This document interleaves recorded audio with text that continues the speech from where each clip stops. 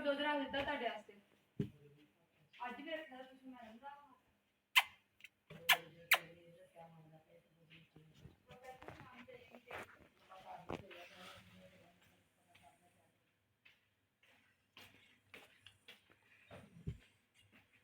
मैंने मैं रोटे ना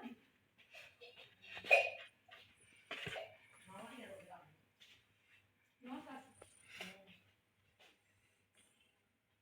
ए वेख ले मुझे तेरे सामने जरा कुछ नहीं मैं कट मिनट नहीं है